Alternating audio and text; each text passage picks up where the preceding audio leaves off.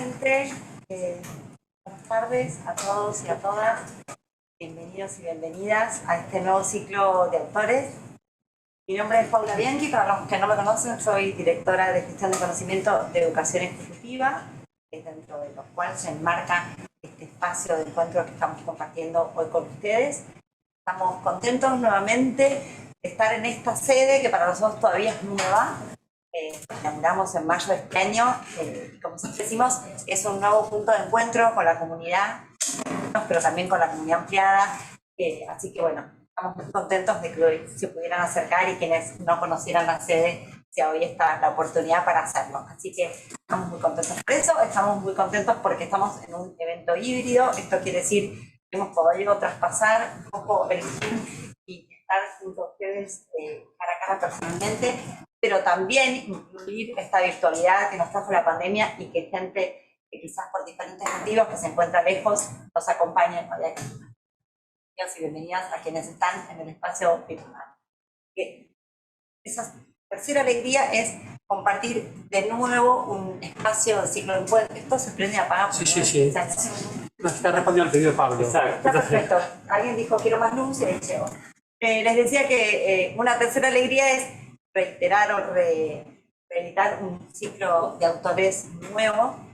Para nosotros es un momento especial, es un momento donde nosotros compartimos con la comunidad San Andrés la producción de conocimiento de nuestros profesores y profesoras, junto con el resto de la comunidad, de especialistas invitados. Es un momento de distensión donde podemos escuchar a los autores de muchas de esas producciones y tener un espacio de conversación con ellos. ¿Está bien? Así que muchas gracias por el espíritu de hoy. Tenemos la particularidad de que esta vez presentamos 2 libros, 3 autores. Es la primera vez, en general damos uno, básicamente porque pensamos que cada libro de estos tiene una especificidad, pero la verdad es que se puede dar una conversación cruzada, por eso el título del encuentro de hoy, puede ser enriquecedora. Vamos a ver qué sale. Hoy no va a haber un moderadora, yo estoy haciendo simplemente de anfitriona en este momento, con lo cual va a haber un diálogo primero, media hora en donde ellos van a dialogar y se van a preguntar cosas sobre sus respectivas producciones. Ustedes los van escuchando, quienes leyeron el libro, a lo mejor los libros tienen preguntas luego para hacer, porque luego de eso vamos a compartir espacio de preguntas, tanto para la gente que está acá acompañándonos en Callao, como quienes se encuentran allá en el Zoom. Para los del Zoom les pedimos que se muteen para que entre ustedes también se puedan escuchar mejor. Les pedimos que las preguntas las vayan colocando en el chat, que está Sol Mollón y gente también en el equipo nuestro también virtual que está ayudando a coordinar esta actividad. Así que van a estar retomando esas preguntas para que en el momento oportuno las puedan compartir acá con nosotros. Creo que no digo nada más. Voy a hacer una breve presentación de cada uno de los autores. Lo leo porque les aseguro que soy más de 40, ya más de 50, y la memoria no me resulta ya tan fácil a nadie. Entonces, pero no quería dejar de mencionarlos, para todos ustedes son muy conocidos, pero hago una muy brevísima síntesis de cada uno de ellos. Está Alejandro Melamed, acá. El futuro del trabajo ya llegó, es el autor de este libro. Alejandro es contador público y doctor en Ciencias Económicas de la UBA, un senior de LLC Fred Kaufman, fue VP de Recursos Humanos para Latinoamérica Sur de Coca-Cola, gerente de Recursos Humanos y Gestión del Cambio en Molinos, Río de la Plata, y consultor senior en Arthur Andersen. Además de profesor de grado, etcétera, conferencista. Está Eugenia Michelsen en la representación aquí. Eugenia es profesora asociada y directora del Departamento de Ciencias Sociales de nuestra universidad y codirectora del Centro de Estudios sobre Medios y Sociedad. Es licenciada en Ciencia Política de la Universidad de Buenos Aires, máster en Science en Medios y Comunicación de la London School of Economics and Political Science y PhD del Departamento de Comunicación de Northwestern University. ¿Dije todo bien? Pablo Bukowski, los 2 autores del entorno digital, es el libro que compartimos hoy. Es profesor del Departamento de Estudios Comunicacionales de la Northwestern University, PhD y magíster en Cornell University. en el Departamento de Estudios en Ciencia y Tecnología, doctor en Psicología de la Universidad de Belgrano de Buenos Aires y licenciado en Psicología de nuestra Universidad de Buenos Aires. Bien. Bueno, gente, empiecen estas conversaciones cruzadas y allá vamos. Les vamos a dejar eso unas media hora. Si vemos que se extienden mucho, como queremos participación del público, yo me voy a poner en el fondo y les voy a hacer un circulito así. Empecemos a cerrar para dar oportunidad al público que quiere seguramente preguntar. Perfecto. Muchas gracias. Con mucho gusto.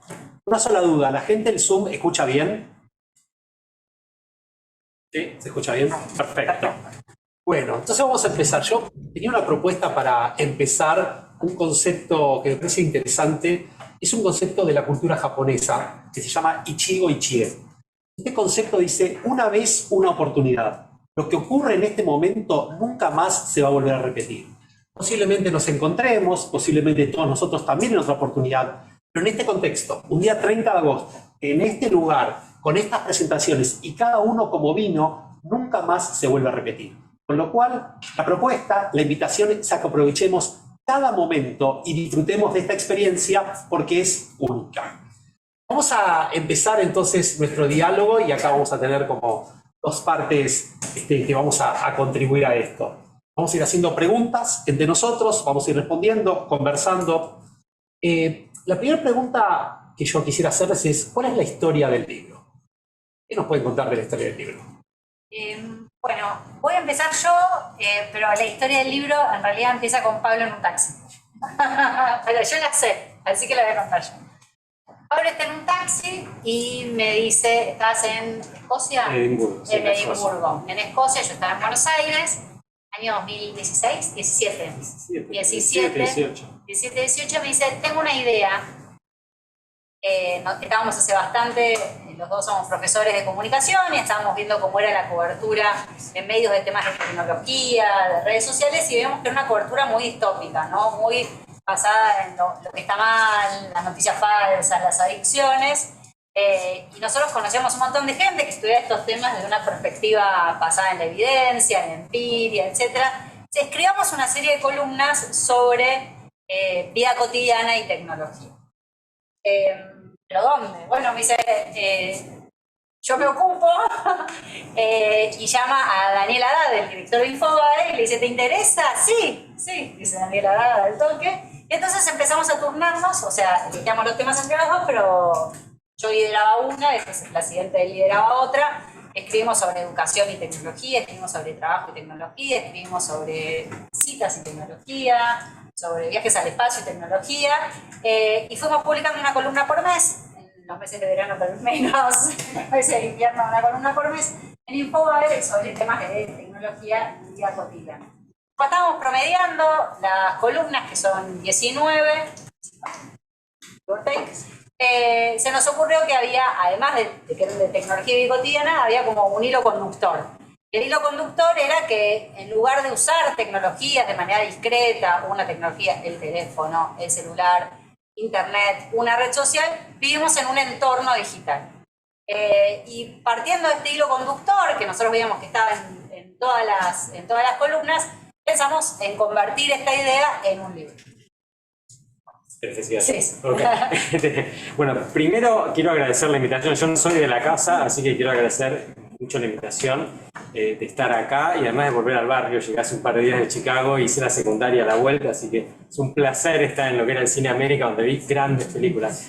La historia sigue en que cuando, digamos, tuvimos esta idea común, que era como la columna vertebral atrás de las columnas, llamamos a nuestra editora en MIT Press. Nosotros habíamos escrito un libro antes, yo escribí otros más, en MIT Press ahí en Cambridge, y le sugerimos que tener una reunión para ver si a ellos les interesaba publicar un libro basado en una versión editada y expandida de estas columnas con este hilo conductor.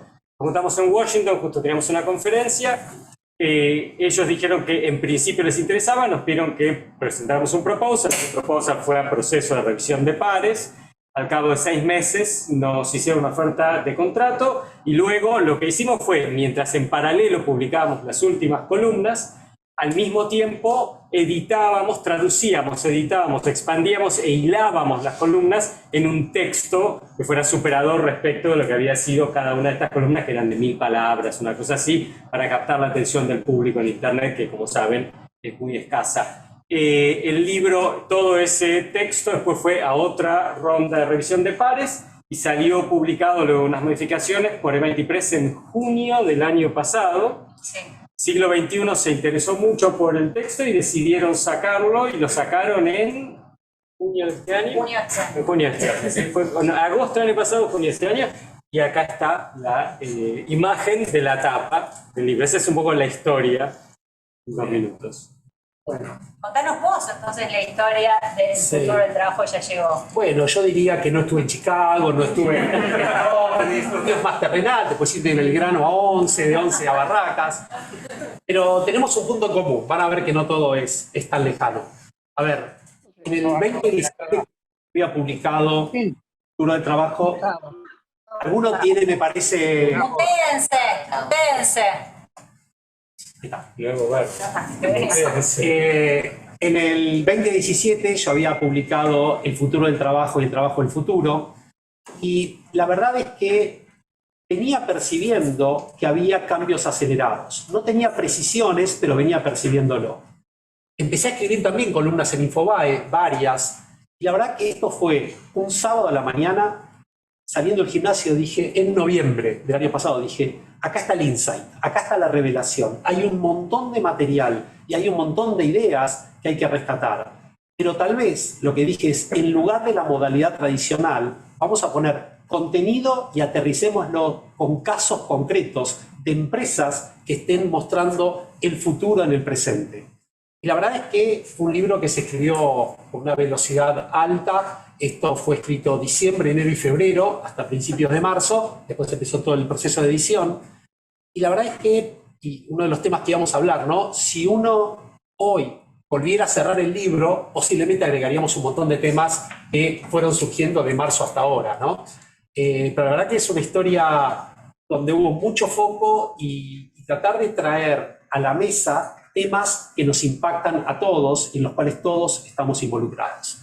Y la historia de este libro también es que quisimos hacer algunas innovaciones a los libros tradicionales, y además de poner casos, lo que hicimos también es cada uno de los capítulos termina con una facilitación gráfica. Flor ha hecho un trabajo, Flor Román hizo un trabajo espectacular, y el libro entonces empieza cada capítulo con preguntas para tratar de que el lector se vaya metiendo, y termina con una facilitación gráfica sintetizando todo lo que sucedió en ese capítulo. Así que esta es una historia, es un libro no corto, digamos, un libro de unas 400 páginas, donde hay mucha investigación puesta al servicio de, digamos, que todos podamos entender dónde estamos, hacia dónde vamos y qué es lo del futuro que ya es presente. Bueno, ahora yo quisiera hacerles otra pregunta a ustedes. Y la pregunta es, ¿cuál es el mensaje central? Si ustedes pudieran hacer una síntesis y nos podrían comentar de qué se trata.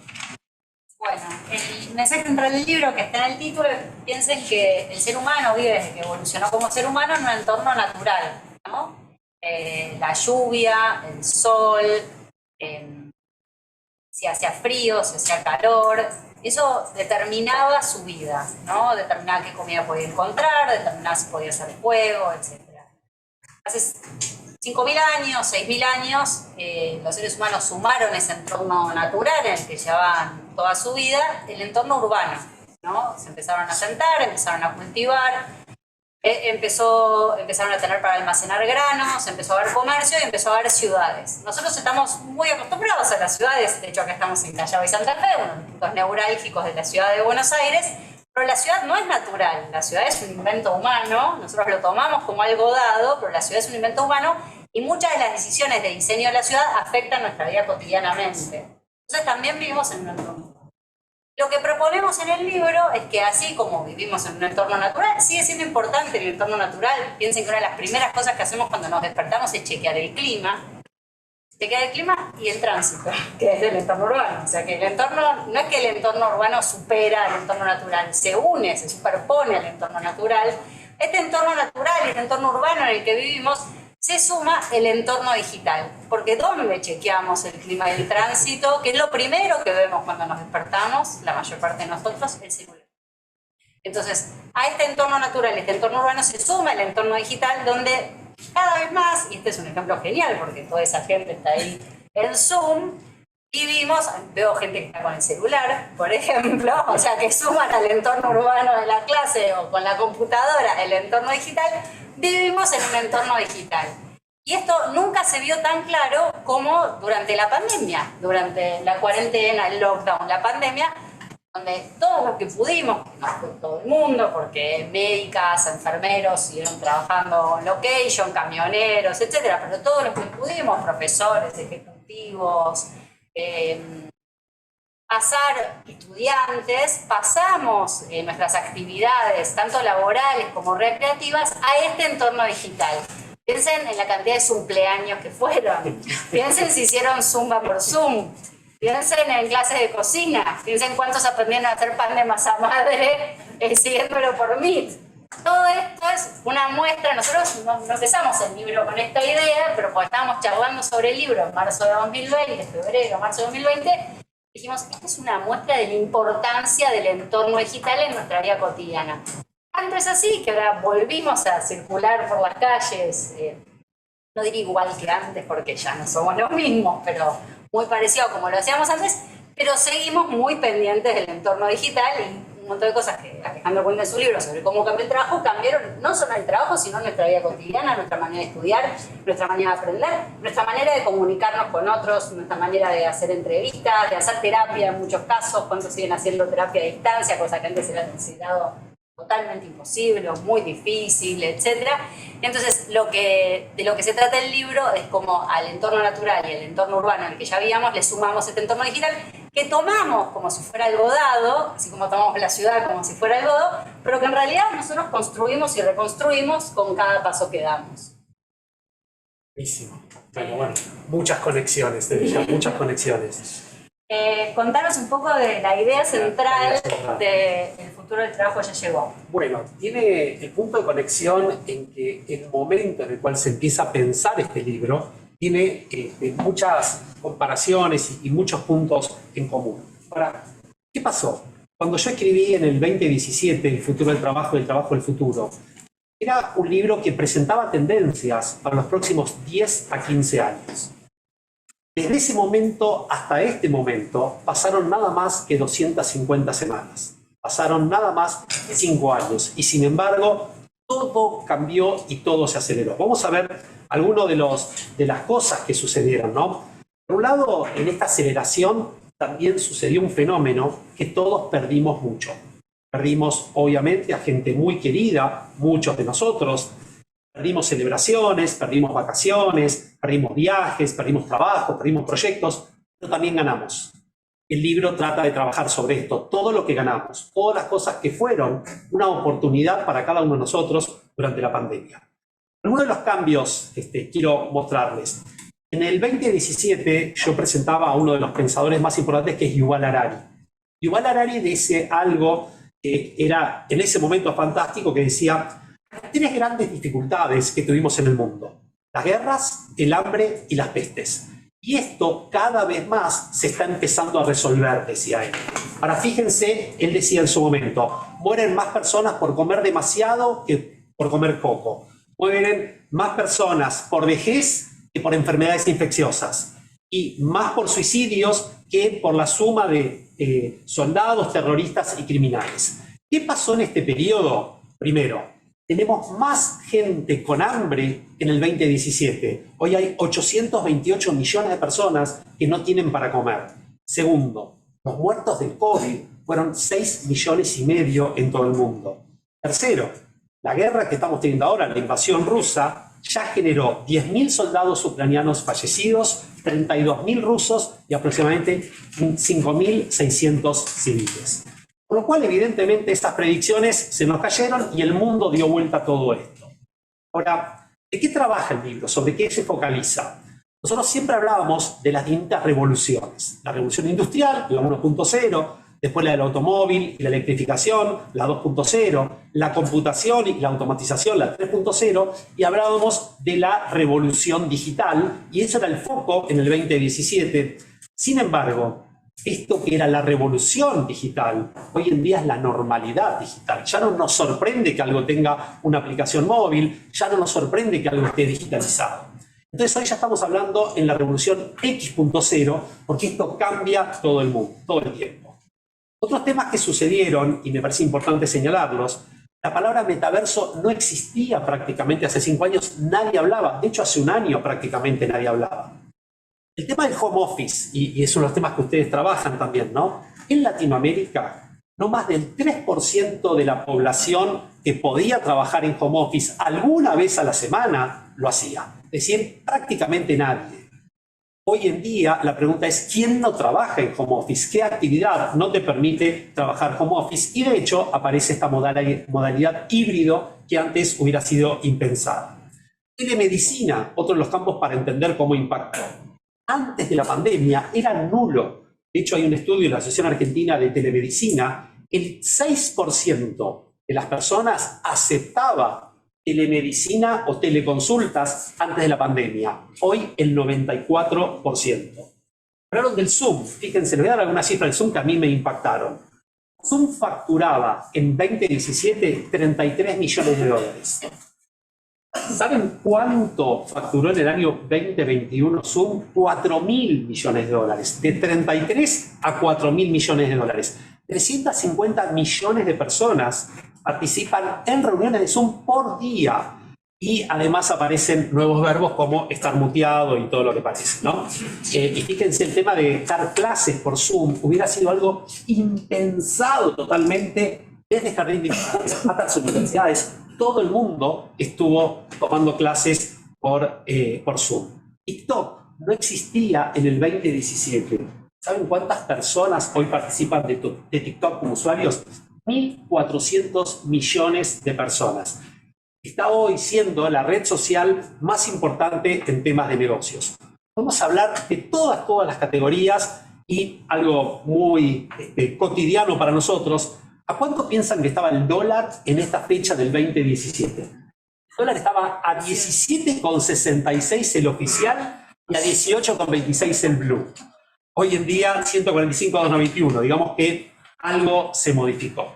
Entonces, para sintetizar la idea del libro, en su momento yo había estudiado de un profesor del MIT que decía que la próxima revolución iba a ser la forma como colaboramos. Y algo que me di cuenta que sucedió y se aceleró durante la pandemia es que todos nosotros aprendimos a colaborar, a coexistir y a convivir de una manera totalmente diferente. Lo que hace el libro es abordar los distintos planos en los cuales se produjeron las modificaciones en el mundo laboral, los trabajos, los trabajadores, los espacios de trabajo, los liderazgos, las estructuras y las dinámicas laborales, y cerrar con un mensaje que para mí es clave. El clave tiene que ver con la humanización del trabajo. Hoy en día hay una discusión muy grande si la tecnología viene por nuestros trabajos, y justamente lo que trata de hacer el libro es demostrar también que durante estos 2 años la mayoría de nosotros tuvimos tiempo para conectarnos con nuestros propósitos, tratar de darnos cuenta si trabajamos en lugares cuyo propósito conecta o no conecta con nuestro propósito. Muchas personas se han dado cuenta que no quieren trabajar en lugares que solamente se propongan ganar dinero. Creo que esa es una excelente noticia. Así que de esto trata el libro. Obviamente, para más detalles, tienen ahí a disposición cada uno de ustedes. Bueno, vamos a ir a ver otra pregunta, ¿no? Digamos, para tratar de... Si ustedes tuvieran que pensar alguien a quien tendrían que agradecerle por este libro, si ustedes tuvieran que pensar quién merece un reconocimiento de este libro.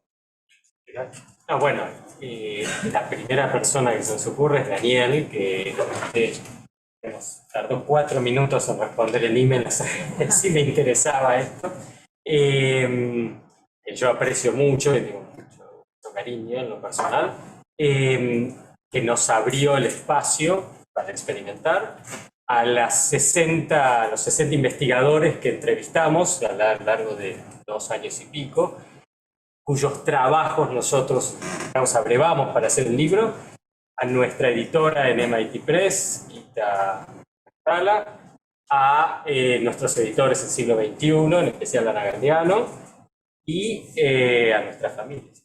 Nuestras familias, los colegas que entrevistamos no solo nos contestaron en su momento, sino que les mandamos a todos las versiones nuevas de las columnas. Muchos tuvieron comentarios para hacer, cosas para actualizar, algunos los hemos entrevistado hace 2 años, la verdad que se dieron desinteresadamente. Y también a nuestras universidades. Este es un proyecto poco ortodoxo para profesores investigadores como nosotros, no está basado en una única investigación, es un libro monográfico en ese sentido, y nos dieron el espacio también para experimentar. Así que también a nuestros colegas en general que hablaron en el libro, etcétera. Hay colegas que... Un montón. Sí, 60 personas Sí. entrevistamos, de muchos continentes, varones y mujeres, de muchas especialidades, y a nuestros colegas en las universidades que muchas veces nos ayudaron con cosas mientras estamos. Buenísimo. Saben que a mí me gusta hablar más que de agradecimiento, de gratitudes. Porque la gratitud es cuando uno, además de agradecer, se compromete a hacer algo por el otro, ¿no? Entonces voy a empezar también, ustedes hablaban de la familia, yo creo que las familias son los primeros que tenemos que agradecer siempre. A mis padres, que lamentablemente no lo pueden ver, pero me legaron los valores y creo que gracias a ellos gran parte de lo que soy se los debo. A mi señora, a mis hijos, digamos, que son un ejemplo de lo que es la hibridez en este momento, ¿no? Mi hijo y su novia y Mike están en España, Nati, Uri y obviamente también ahora Franquito, que acaba de nacer y están ahí también por primera vez, Franquito asistiendo a la presentación de un libro. Quisiera también agradecerle a Baruch Plavnik, que fue alguien que me inspiró muchísimo y me enseñó mucho y fue un ejemplo hasta el último momento y mucho de este libro tiene que ver con él. También a Delfina Torres Cabreros, que me ayudó con la primera edición, y a Elri de Lenner, que también me apoya permanentemente. Flor Román, que hizo un trabajo espectacular en la facilitación gráfica. Eddie Rosenberg, que también está por ahí con la investigación, con temas de frases y cuentos. También yo creo que no es menor, es la 8ª vez que Planeta apuesta por mí. Digamos que se la juegan bastante. Entonces, mi agradecimiento es eterno a Nacho, a Gastón, a Ana, a Patricia, a Lidia, a Mario Blanco, a Gustavo Macri. La verdad que evidentemente ya es una proeza lo que están haciendo. Creo que UDESA nos dio una oportunidad enorme de presentarlo acá. Es un ámbito espectacular, así que Ariel y todo el equipo, muchísimas gracias. Y también, tal como ustedes agradecieron a los entrevistados, las empresas realmente a mí me ayudaron un montón. Son 10 compañías realmente espectaculares, algunos de ellos están acá, los veo y me alegra mucho. Y la verdad que es buenísimo tener empresas del futuro que ya hoy estén operando de esa manera. Buenísimo. Bien, una última pregunta. A ver, vamos a intercambiar roles. Una pregunta les quiero hacer yo sobre su libro y después ustedes van a hacer una sobre mi libro. Hay un concepto que a mí me encantó, que es el concepto de la paradoja de la última milla. Es muy lindo porque nunca lo había visto, honestamente, solamente había escuchado el tema de logística de última milla, pero me parece que acá ustedes tienen una precisión que me encantó, así que les paso la palabra a ver si me lo quieren explicar, si se lo acuerdan. Sí, es un concepto que no es nuestro, es un concepto de Mary Gray, que es una amiga investigadora en Microsoft Research en Cambridge, Massachusetts, que hizo junto con un colega también de Microsoft, un ingeniero, una investigación acerca de la dimensión humana de la automatización. Y lo que ellos encuentran es que la automatización total es imposible, que caso tras caso, empresa tras empresa, tecnología de automatización, la tecnología de automatización, siempre hay una última milla, un último fragmento del proceso que requiere de la intervención de los seres humanos, que es imposible de ser automatizado. Y que en ese sentido eso genera una paradoja donde uno intenta, cuanto más automatizas, más se pone de relieve el rol del ser humano en el mundo del trabajo, que es coincidente con lo que vos planteabas acerca de tu libro. Así que, digamos, el crédito tiene que ir a Mary y a su colega, no a nosotros simplemente los entrevistamos. Está bueno que lo hayan traído, porque no es habitual que se hable de este tema y me parece muy interesante y es una noticia con una expectativa muy positiva también, ¿no? Porque cada vez hay más última milla. Sí, bueno, Mary es también crítica de la idea de que esta última milla, por ejemplo, muchas veces hay gente que está mal paga, que está en países de desarrollo. Y entonces también lo que ella reclama, el libro se llama Ghost Work, trabajo fantasma, bueno, un reconocimiento de este trabajo que hacemos como que no sucediera.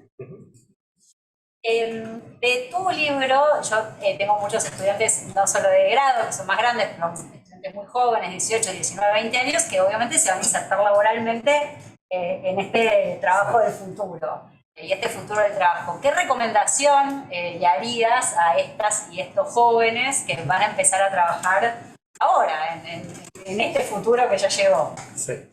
A ver, la primera recomendación que yo les haría es que no dejen de estudiar permanentemente. No es una vez, no es que vas a estudiar ahora y te olvidaste, sino que a partir de ahora empezás a estudiar y toda la vida vas a seguir estudiando porque van a ir surgiendo nuevas cosas. Lo segundo que les diría es que no se pongan demasiado nerviosos por cuál va a ser el trabajo, porque seguramente lo que van a trabajar ellos en el futuro ni siquiera fue inventado. Entonces, tal vez la clave está en aprender algo que es fundamental, es aprender a aprender, porque todos vamos a tener que aprender mucho durante la vida, pero no necesariamente sabemos cómo es aprender a aprender. Es el primer punto. Y el segundo punto es que si van a estudiar algo, estudien algo que los apasione. Muchas personas estudian cosas por piloto automático o por herencia. Y la verdad es que cuando uno estudia algo en piloto automático o por herencia, los niveles de gente que abandona en primer año son altísimos porque no es lo que le gusta. Entonces, estudiar algo que te apasiona, conectarte con eso y tratar de tener, sí, algo que hoy se está diciendo y a mí me parece muy interesante, algo de ciencia y algo de arte. Ya no hay nada demasiado exclusivamente científico o exclusivamente artístico. Todo lo artístico tiene ciencia, todo lo científico tiene arte y nuestro cerebro, cuando va por los dos lados, genera mejores soluciones. Bien. Bueno, estamos just in time. ¿Les parece si vamos a las preguntas? Sí. Bien. Vamos a ver. Viva vos, sí. A viva voz. Al sol levantó la mano. Dale, vamos. Yo, hay una en el chat. Pregunta para los autores. ¿Qué carreras de las llamadas tradicionales, medicina, arquitectura, abogacía, fueron donde más consideran que impactó la aceleración del entorno digital? ¿Y cuáles entienden que mejor y más rápido se adaptaron y cuáles están más rezagadas? Pregunta, ¿no? Tenemos media hora para O sea, voy a contar algo que tiene que ver con nuestra vida cotidiana, que es la docencia, ¿no? Si a nosotros nos hubieran dicho a fines de 2019, el año que viene esta clase que estás dando acá la vas a dar desde tu casa, en tu computadora, con 40 estudiantes del otro lado, y de hecho están locos, eso no va a pasar nunca, porque a mí me gustan clases presenciales. Y como docentes de todos los niveles, del jardín de infantes hasta la universidad, rápidamente, muchos sin ninguna experiencia, muchos nunca habían hecho una videollamada, para que se den una idea, nos acostumbramos, nos bajamos el Zoom, el Meet, empezamos a dar clase, a pensar actividades que no fueran iguales a las de la clase, pero que permitieran que todo el mundo participara. Maestras de grado, maestras y maestras de grado, profesores y profesoras de secundario, con obviamente distintos niveles de conectividad. Hay profesores y profesoras, maestras de grado que podían hacer solo por WhatsApp, o sea, porque no tenían un celular, familias que solo tenían un celular. Eso fue muy veloz, ¿no? Así que me parece que en este caso, no es por hacer autocelebración, yo justo dentro de la tarea docente tengo una tarea relativamente fácil, lidio con adultos, no lidio con chicos, etc. Me parece que los docentes en general, no solo en Argentina, sino en todo el mundo, nos acostumbramos muy rápidamente a esto. No creo que haya sido único de los docentes, por ejemplo, un montón de juzgados en Argentina se hicieron virtuales si hay algún abogado acá, algo que se venía resistiendo mucho, se tuvo que hacer por obligación y ahora ya quedaron virtuales. Pero en el caso de los docentes a mí me parece genial cómo nos adaptamos rápidamente. Sí, para aportar respecto de las tres profesiones que vos mencionaste, posiblemente la que pre-pandemia estaba más avanzada en la adaptación al entorno digital es la arquitectura. Hace mucho que los arquitectos diseñan en computadora, maquetean de esa manera, comparten con los clientes, etc. La medicina está escindida en lo que es el procesamiento de la información, del tratamiento y el contacto con el paciente. Hace mucho Los médicos trabajan mucho con sistemas informáticos para analizar, procesar información y en algunos casos en cirugía para operar a distancia. Pero la asistencia, la comunicación paciente, médico, etcétera, no estaba muy desarrollada, por decirlo de una manera suave. Con la pandemia se aceleró enormemente. La abogacía es una profesión altamente textual y muy tradicional. Resistió los embates de lo digital y en lo que hace al contacto con los clientes se aceleró mucho durante la pandemia, y lo que está pasando ahora es la informatización de los códigos. O sea, los códigos legales en los países del mundo son textos, digamos, en Estados Unidos, de 4 millones de palabras, por ejemplo. Tienen enormes contradicciones internas que son fáciles de resolver con inteligencia artificial. Hay todo un movimiento dentro de la profesión legal para incorporar la información legal al entorno digital, cómo se construyen las leyes, cómo se aplican, etcétera, para evitar las contradicciones, porque lo que hace la informática es que hace saltar muy fácilmente cuando hay contradicciones lógicas en el texto. Entonces, de esas tres, esa es un poco la secuencia. Yo creo que no hay profesión ni industria que no esté atravesada por esta transformación digital, y además hubo una aceleración de un montón de procesos. Fíjense, el otro día estaba leyendo lo que es compras a distancia, ¿no es cierto? El mayor índice de utilización se dio en las personas que nunca habían comprado previamente, con lo cual ahí se produjo una revolución total. Yo creo que prácticamente todas las industrias tuvieron altísimo impacto. Bien. ¿Más preguntas? Otra. Otra. Ahora vamos a leer. Para Alejandro Melamed, ¿cómo humanizar a los dueños de las empresas? Es una buena pregunta. Podríamos empezar porque vengan acá primero y que vean algo de esto. A ver, yo creo que el proceso de humanización está vinculado con el entendimiento de para qué se hacen los negocios. ¿Cuál es la razón? Número uno. Y número dos, que el mejor plan de negocios sin las personas apropiadas es solamente una expresión de deseos. Y en muchas empresas, en muchos negocios, se ven espectaculares expresiones de deseos sin el talento y sin la cultura apropiada. Me parece que no puede ser por obligación, tiene que ser un tema de diálogo, de convencimiento y sobre todo de empezar a reformar ciertas creencias muy profundas. No se hace un día para otro y evidentemente hay gente que se va a resistir mucho más, gente que se va a resistir mucho menos, y yo tenía un jefe que me dijo, o cambian o los cambio. Lamentablemente a los dueños de los negocios no lo podemos cambiar nosotros, así que eso es más complicado, ¿no? Así que diría, hay que intentarlo, pero también a veces, y esto no es menor, cuando uno trabaja en este tipo de organizaciones y tiene la posibilidad de elegir, a veces uno tiene que decir, me voy de acá porque no es mi lugar. Y eso también está bien hacerlo en determinado momento. Hay una lógica que trato de transmitirla en el libro. Nosotros pasamos las horas más importantes del día, los días más importantes de la semana, las semanas más importantes del mes, los meses más importantes del año, los años más importantes de nuestras vidas en el trabajo. Si no hacemos esto en un lugar que nos gratifique, que nos permita conectarnos con nuestras pasiones, en el cual podamos liberar nuestra mejor versión, estamos mal, estamos complicados, y por eso tanta gente en la jaula de oro, ¿no? Tenemos acá una pregunta. Doctor. ¿Qué tal? No, Doctor Llano, ex doctor. Eso lo algo así. Soy Alejandro Anderli, que trabajo en Salesforce, y lo primero quiero salir a comprar los 2 libros ya y leerlos y devorarlos, pero quizá la respuesta se puede inferir leyéndolo. Igual me gustaría jugar a algo. Me gustaría que por un momento ustedes sean los encargados de real estate de una compañía que tiene 1000 empleados, no es una fábrica, tiene oficinas, tiene que renovar el contrato de alquiler, tiene un presupuesto X, que es bastante grande, y tiene que salir a buscar un espacio para renovar su alquiler para que los empleados tengan un lugar donde ir. ¿Cómo distribuyen ese X?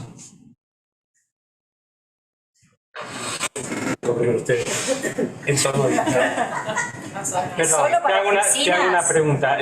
Cuando decís cómo los distribuyen, ¿a qué te refieres? ¿Qué vas a hacer? ¿Vas a conseguir un espacio espectacular para 1000 personas? ¿A qué le vas a hacer foco cuando vas a conseguir ese espacio? ¿Cuántos años de contrato de alquiler? Sí, el mínimo que te dice la ley, 3. En este país, digamos así. Sí. 3 años en este país. Elegimos el plazo. Ok, ¿tu empresa dónde está? ¿Los 1.000 empleados dónde están? Iban antes a trabajar todos los días en la oficina. ¿Pero la oficina dónde está? Acá en Buenos Aires. Hablamos solo Buenos Aires, Argentina, Buenos Aires, 1.000 empleados en el centro. ¿De qué trata la empresa?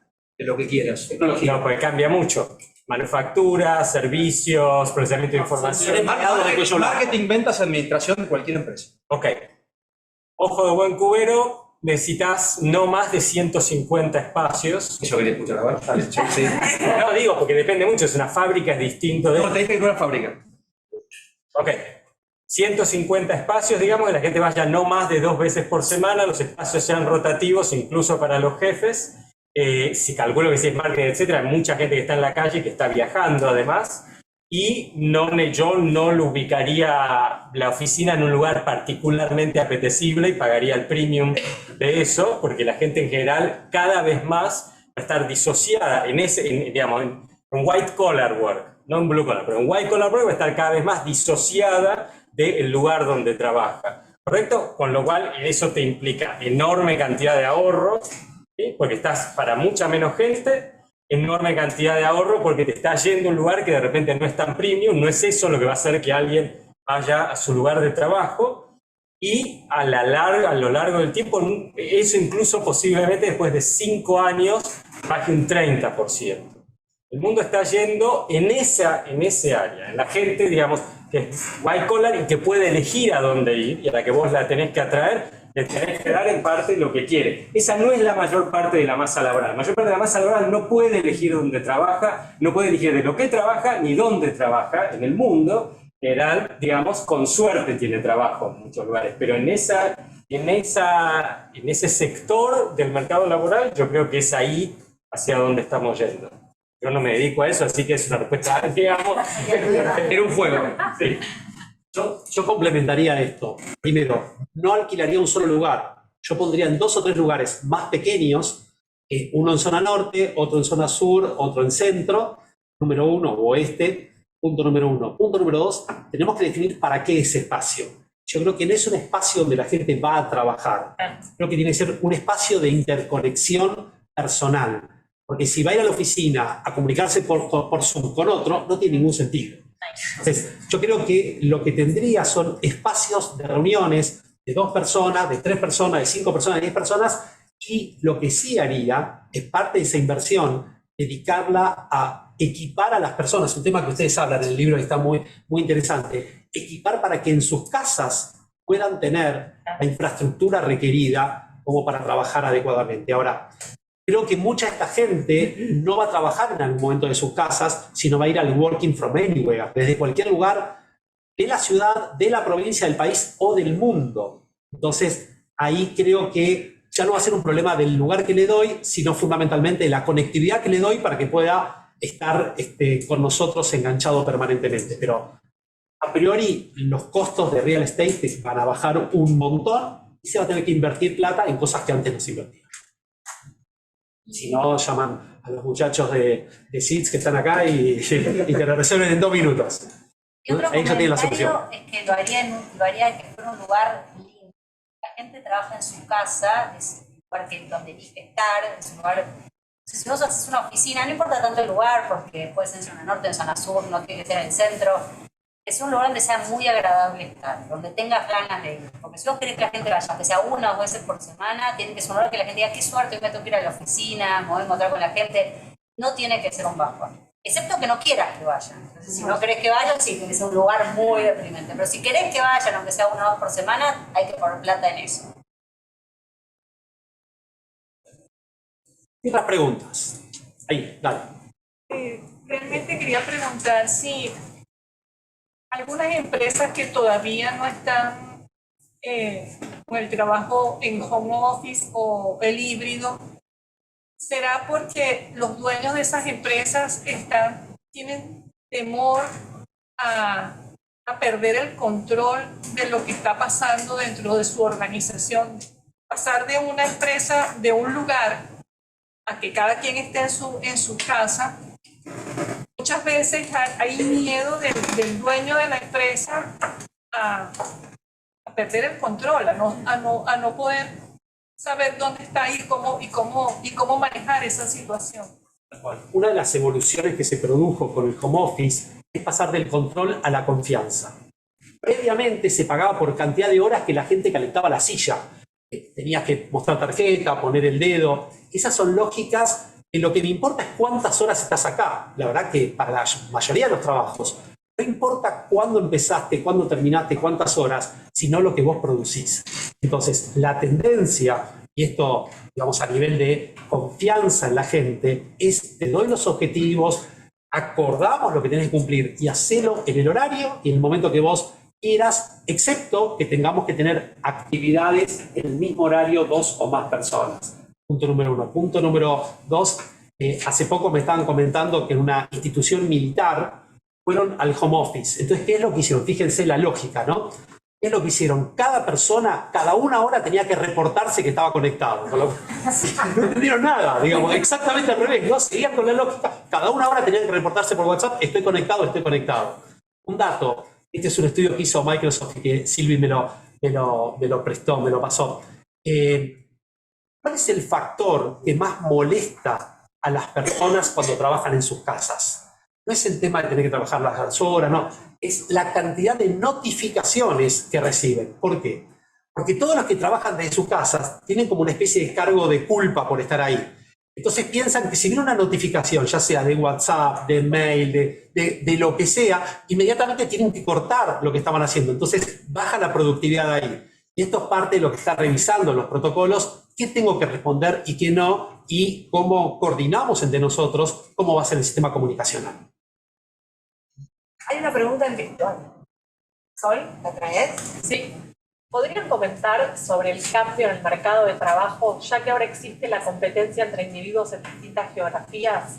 ¿Qué tanta flexibilidad, velocidad de adaptación por parte de las empresas y legislaciones en el ámbito laboral deberían ajustarse, ¿no?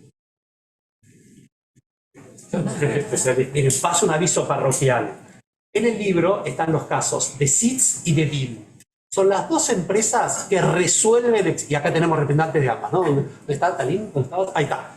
Son las dos empresas que resuelven este tema. A ver, básicamente voy a decirlo así muy velozmente. Deal lo que se ocupa es que cualquier persona trabajando en cualquier lugar del mundo pueda recibir su compensación acorde a la ley en compliance, ¿correcto? Esta sería la mega síntesis. Eso lo hace Deal. Lo que hace SEEDS es tener los mejores talentos que no quieren trabajar en las empresas, sino para las empresas, gestionar proyectos donde vienen algo así como los simuladores. Vienen, resuelven el tema y después se van. Entonces, estos son dos casos que esto está sucediendo y esta es una evolución en el mercado de trabajo que hace 5 años no existía este concepto. Menos. ¿Deal cuánto tiene? 3 años. Y ustedes 3 años. Es decir, es todo tan veloz y tan rápido. Estos son los cambios que están viendo. Ahora, por otro lado, también hay cada vez más la tendencia de trabajar para diferentes lugares y tener experiencias novedosas. Las personas lo que buscan son no cantidad de años de experiencia, sino cantidad de experiencias en esos años. Y esta es la lógica, tratar de brindar experiencias que sean increíblemente fascinantes y donde puedan aprender, divertirse también, sobre todo las generaciones jóvenes, y hacer cosas distintas, hacer y conectarse con cosas novedosas. Un comentario para la señora que preguntó sobre el control. El control a veces es de los jefes y a veces es propio. El otro día, un estudiante de la maestría en Business and Technology me dice, no, me bajé el sistema de la empresa, el celular, para que vean que estoy online. Digo, pero ¿alguien te obliga? ¿Cómo te controla? No, pero sí ven que estoy online todo el tiempo. Incluso cuando estoy en mi casa, no sé, voy a lavar el auto, a tanto entrar al celular y porque después de 10 minutos de inactividad, eso te aparece amarillo, colorado, no sé. Entonces él se logueaba desde el celular para poner que estaba en verde. Pero no porque alguien se lo exigiera de la empresa, él trabaja por resultado, sino porque él pensaba que había, y no solo él, sus compañeros también, como obviamente estas cosas. Entonces muchas veces el cambio no es solamente de los jefes, digo, para pensarlo también nosotros, sino propio, ¿no? Como, bueno, yo hago mi trabajo, me pagan por resultados, esto es lo que consigo al final del día, al final de la semana, al final del mes. No hace falta que esté con el icono verde todo el tiempo, incluso cuando, no sé, me fui a lavar el auto o buscar a mi hija al colegio. Entonces tienen que cambiar los jefes, las jefas, pero también tenemos que cambiar nosotros, ¿no? Como esa idea de contesto rápido así ven que estoy online. Bueno, hay cosas que no se justifica contestar rápido, qué sé yo, que no son tan importantes. Yo creo que en el libro ustedes citan a Byung-Chul Han, ¿no? Sí. Bueno, hay un autor coreano que es espectacular que habla de la sociedad del cansancio. Básicamente lo que dice es, hace muchos años había un señor feudal y tenía sus siervos.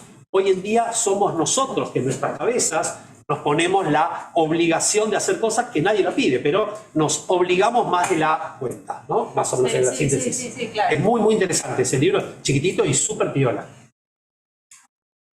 Una pregunta. Acá tenemos. Sí.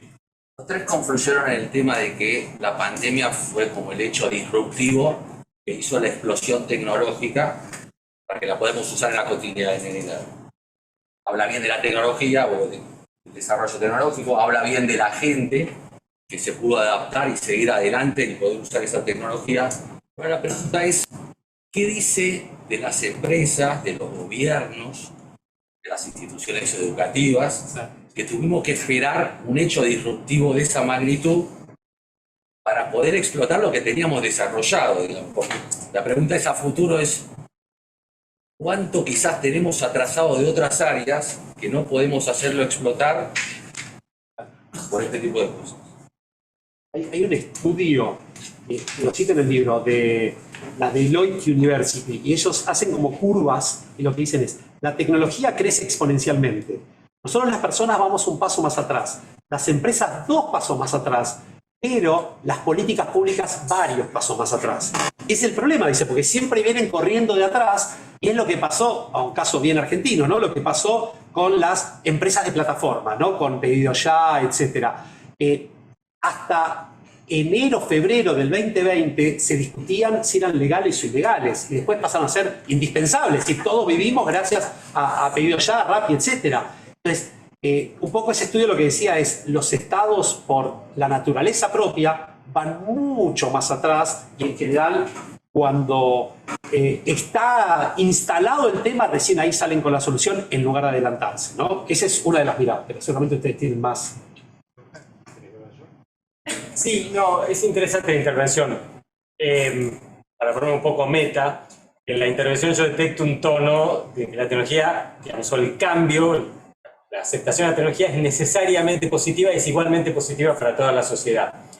Y no es necesariamente así. Parte de lo que hizo la pandemia en la intersección, digamos, crisis de salud pública y tecnología, fue acentuar las inequidades. Hay un estudio muy interesante de Claudia Romero, que es una economista de Ditela, perdón si menciono una colega de la competencia, donde ella, digamos, estudió los chicos que tenían escolaridad a través de la computadora y los chicos que tenían escolaridad a través del teléfono celular, porque no tenían computadoras en la casa en Buenos Aires.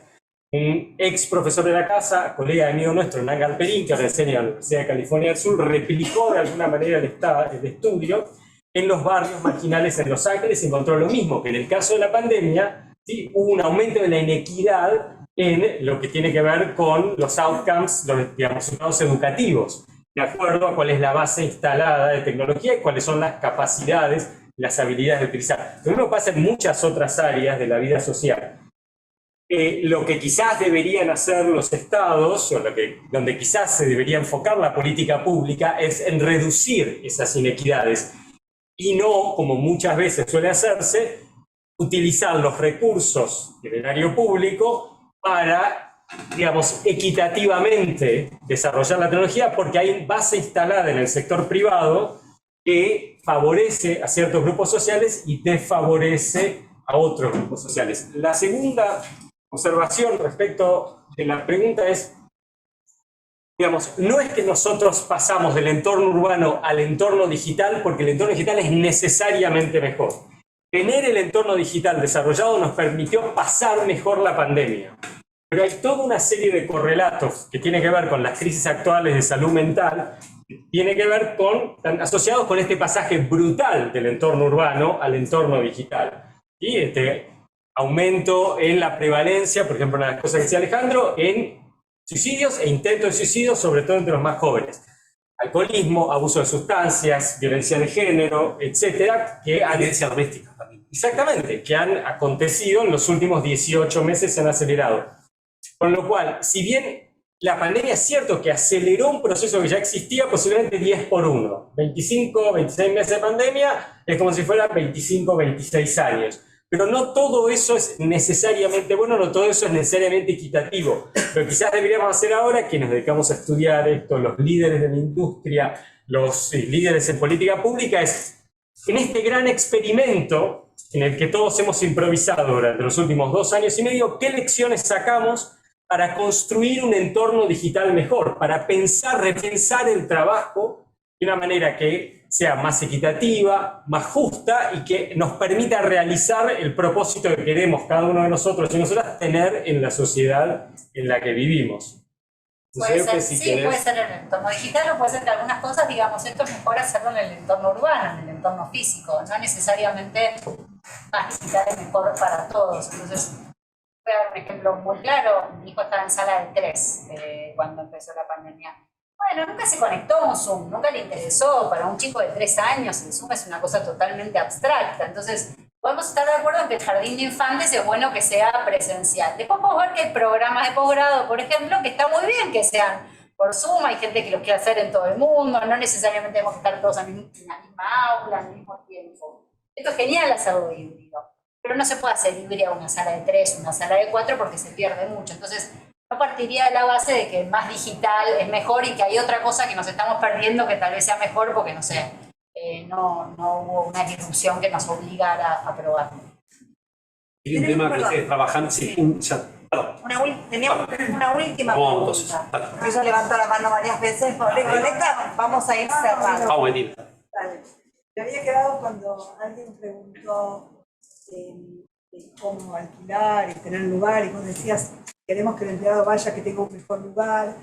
Estoy pensando en la otra contraparte del home office, y es cómo, si se tiene en cuenta que mucha de la gente que trabaja en la casa no trabaja cómoda, no está en espacios cómodos, tiene mucha gente Alrededor. familia alrededor, y entonces vos hacías un Zoom en esta época y vos veías pobres que la mujer y el hijo pasaban y el perro.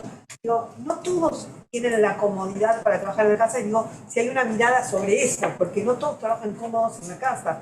Y además hay una diferencia de género, ¿no? En esos casos. Muchas veces, muchas mujeres trabajando en su casa con los chicos alrededor, Totalmente. dando vueltas, mamá, mamá, mamá, mamá, mamá, mamá. Bueno, ¿cómo va a poder trabajar esa persona? Habiendo lo experimentado, lo digo, ¿no? Está la otra, Lo que pasa, sí, pero en realidad ¿sabes qué tiene que ver con lo siguiente? Lo que se hizo no es home office, lo que se hizo es working from home. ¿Cuál es la diferencia? Home office es una política, una estrategia, una infraestructura. Ustedes trabajan mucho el tema de infraestructura, un liderazgo y una cultura que te permiten trabajar de esta manera, haciendo una evaluación si la persona tiene las condiciones para trabajar desde su casa o no las tiene. Acá de un día para otro se dijo, vaya a trabajar a las casas. Nadie preguntó si tenías computadora, siquiera si tenías internet. Andá a trabajar a tu casa, y después de algún tiempo se empezó a normalizar eso. Yo creo que en el futuro, si se trabaja auténticamente en políticas de home office, todas estas cuestiones hay que considerarlas previo a decidir, porque si no, es muy injusto para el que menos tiene y menos chances va a tener, ¿no? Ahí les recomiendo, hay una entrevista a Mayra Arena, que es una chica espectacular, que dio una charla TED, que tiene en su cabeza a los pobres. Ella lo que dijo es, los que hablan de home office entienden que la gente pobre tiene solo, y ella lo dice así, tiene solo una mesa en la cual todos almuerzan, alguno a lo mejor duerme, hay una sola cama para todos, no hay conexión a internet. ¿De qué me hablan de trabajar en las casas? Y realmente tremendo, ese reportaje está espectacular y coincido plenamente con ella. Y hablar de la gente que es cajera de supermercado, recolectora de basura, hace limpieza, esa gente no puede hacer home office, o sea, no se puede pasar los productos del supermercado con un escáner en tu casa, tenés que estar ahí. Posiblemente también desaparezca ese rol en poco tiempo. Es parte de la Sí. Van a hacer otros trabajos, digamos, van a estar atención al cliente y otras cosas, ¿no? Limpiar va a seguir siendo necesario. Sí, eso sí, limpiar, sí, todo lo que es físico, recolectar totalmente. basura, seguir siendo recolectar basura, eso no te vas a poder hacer desde tu casa. Un comentario solamente sobre San Andrés. sobre la universidad, nosotros sí nos fijamos que los profesores tuvieran computadora, que tuvieran conexión a internet en la casa, y la universidad sí se ocupó de hacerle llegar laptops y conectar a internet a los pocos profesores que no tenían. Para agregar esto, Eugenia asumió el liderazgo del Departamento de Ciencias Sociales en plena pandemia. Sé de los dolores de cabeza que tuvo para asegurarse Y de también todo muchos eso. profesores que decían, no quiero que me vengan a conectar internet a mi casa gente que no conozco, pueden contagiar. Entonces, era gente mayor, entonces lo que hay que hacer era arreglar quién va, cuándo va, todo eso para... Sí, pero hay un dato que no es menor. Hace muchos años que doy clase en la UBA. 150 alumnos. Teníamos prácticamente ausentes, todos presentes y todos conectándose y fascinados porque muchos cerraban 2 horas de ida y 2 horas de vuelta. Estaban fascinados y lo que está sucediendo hoy es no quieren volver a la presencialidad y se está dando algo que Silvi también me lo enseñaste, que es la paradoja híbrida. Quieren estar juntos pero quieren estar en sus casas. Entonces, o una cosa o la otra, ¿no? Y este es el gran dilema que tienen muchos jóvenes. Yo dije que era la última, pero acá me pidieron, por favor, allá. Esta sí es la última. Sí, sí. La última. Bueno, felicitaciones a ti y a todos. Mi pregunta es hoy, ¿qué es lo que ustedes creen que hace a un gran lugar para trabajar? ¿Sigue siendo lo mismo de antes? ¿O eso cambió? ¿Tiene que ver con el propósito, con los mismos valores de antes o cambió? Porque a veces esto de lo digital se olvida que, no sé, esto de lo humano, el propósito, el estar comunicado, sentir pertenencia es igualmente válido que antes o más importante porque ahora quizá no nos vemos. Lo primero que te diría es que no todo el mundo considera un gran lugar para trabajar las mismas variables. Sí, lo que se está viendo como tendencia es propósito número 1, naturaleza del trabajo, qué es lo que haces. Lo más interesante es que la compensación no está en primer lugar ahora. Y esto es lo que cambió la secuencia tradicional. Ahora, no está en el primer lugar cuando no estás en necesidades básicas satisfechas. Una vez que estás en ese nivel, obviamente que el dinero es lo más importante. Ahora, hay algo que me parece hoy se está agregando y es la posibilidad de tener libertad para elegir. Yo creo, no es que la gente quiere o trabajar en su casa o en la oficina, quiere tener la libertad de elegir cuándo es necesario trabajar en la casa, cuándo es necesario trabajar en la oficina. Ese es el punto central. Y sobre todo las nuevas generaciones buscan libertad en ese sentido. El caso más interesante es Netflix. Ellos tienen el concepto libertad con responsabilidad. ¿Qué significa esto? Los empleados dentro de un marco eligen lo que quieren. Inclusive pueden elegir la cantidad de días de vacaciones que ellos se toman. Pueden tomarse 364 días si quieren. Ahora, el día 365 tenés que dar cuenta de los resultados que te pidieron. Si no cumpliste, ahí está. Entonces, estos son los límites. Dentro del límite todo, fuera del límite nada. El concepto es libertad con responsabilidad.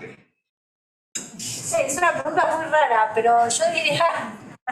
O sea, ¿qué hace un gran lugar para trabajar? Que hagan algo que te cope, que te movilice, que tengas ganas de hacerlo, que te levantes todos los días de tu vida con ganas de hacerlo. Eso es un privilegio increíble. La mayor parte de la gente no trabaja en un lugar donde todos los días se levanta, incluso en el entorno digital. Decimos la gente que trabaja moderando imágenes de Instagram. Ven unas cosas horribles. O sea, ven unas cosas horribles todos los días de su vida. Para que nosotros no las Para veamos. que nosotros no las veamos. O sea, hacen un trabajo horrible para hacernos más fácil una experiencia que a nosotros nos parece muy agradable.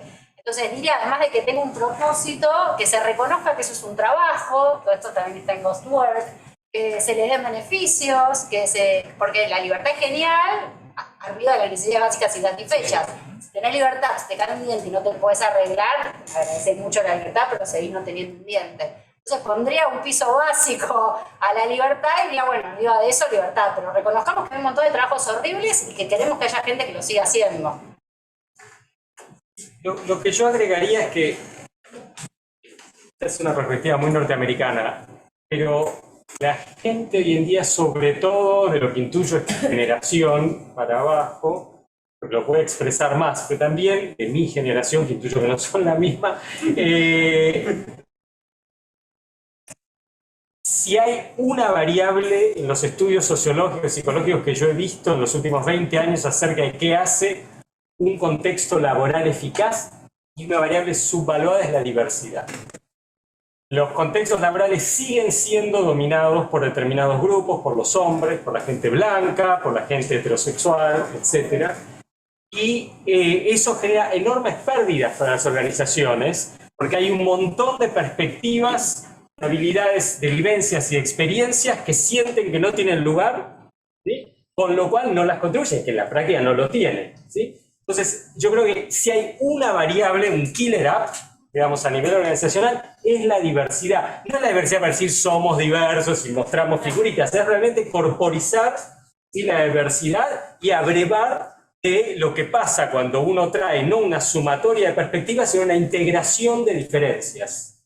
En ese sentido, yo creo que sobre todo se ve, yo lo veo, yo dirijo un programa de maestría ahí, donde el rango etario es entre 25 y 40 de los alumnos, y lo que yo veo es que es eso, digamos, la variable fundamental para ellos, y los estudios, tanto psicológicos, sociológicos, a nivel organizacional, lo que muestran es que esa es la variable hoy en día que está subdesarrollada como un killer app a nivel de performance. Y que está evolucionando de diversidad a inclusión. Diversidades que sean diferentes, inclusión es valorar los que sean diferentes, mejor que sean distintos, porque eso nos contribuye a la innovación, a la creatividad, perspectivas diferentes. Estamos en el camino, ¿no? Obviamente que hay pocos que auténticamente lo estén haciendo. Yo lo que veo que muchos lo hacen para el check del PowerPoint, ¿no? Pero auténticamente todavía hay bastante resistencia. Bien. Conversaciones